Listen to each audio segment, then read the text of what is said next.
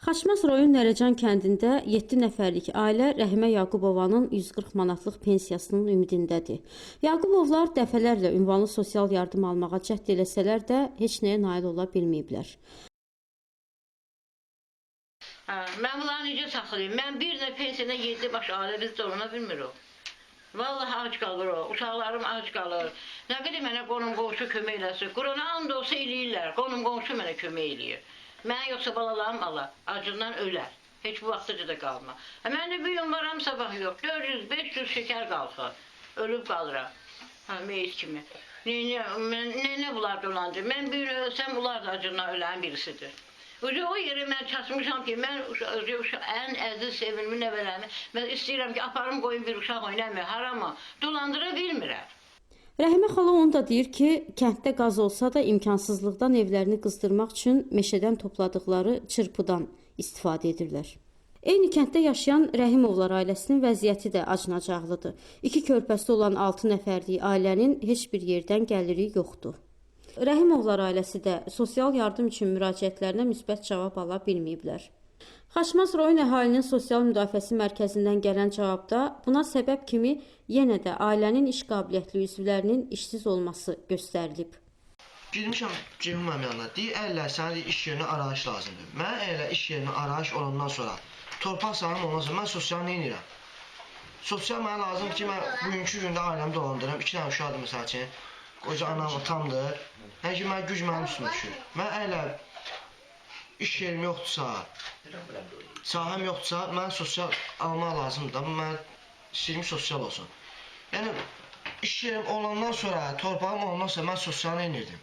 Nərəcan kəndində ünvanlı sosial yardım ala bilənlər də var. Amma onlar bu haqda açıq danışmaqdan çəkinirlər.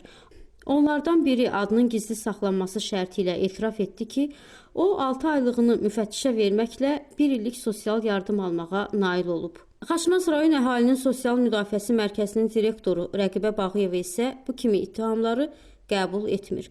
O deyir ki, yardım ala bilməyənlər məşğulluq haqda arayış təqdim edə bilməyənlərdir. Yəni bilirsiniz, o 2 ailənin hər ikisi məşğulluqla bağlıdır da problem. 18 yaşdan yuxarı neçə nəfər varsa, demək məşğuliyyəti yoxdursa, biz ona ünvanlı sosial yardım işləyə bilmirik. Məşğuliyyətini verərsə, ünvanlı sosial yardım ala bilir. Rəqibə Bağıyevanın dediyinə görə bu ilin ilk aylarında mərkəzə sosial yardım üçün 1570 müraciət daxil olub. Cəmi 174 müraciətə müsbət cavab verilib. Sosial yardıma ehtiyacı olanların iş məsələlərinə gəlincə, Məşğulluq Mərkəzinin direktoru Rauf Əlifxanovun bildirdiyinə görə bu il 56 nəfər iş üçün müraciət edib ki, onların da 45 nəfəri işlə təmin olunub. Ümumiyyətlə, torpaq payı alan insanlar bizdə məşğulluq qanununa görə məşğul əhalidir. Yəni ki, onlar sadəcə hər il deməli, pensiya stajı yaransın deyə, əmək stajı yaransın deyə, pensiyon fonda müəyyən məbləğdə pul keçirsələr hər ay. Və işləyən kimsələr gəlib orada, əgər çatmırsa o pul, onlar müəyyənləşdirir aşağıda ki, yəni bunun gəliri var, bu gəlirin müqabilində ehtiyac meyarından aşağı pul alırlar və təyinatını eləyirlər. Ünvanlı sosial yardımın verilməsinə 2006-cı ildən başlanıb.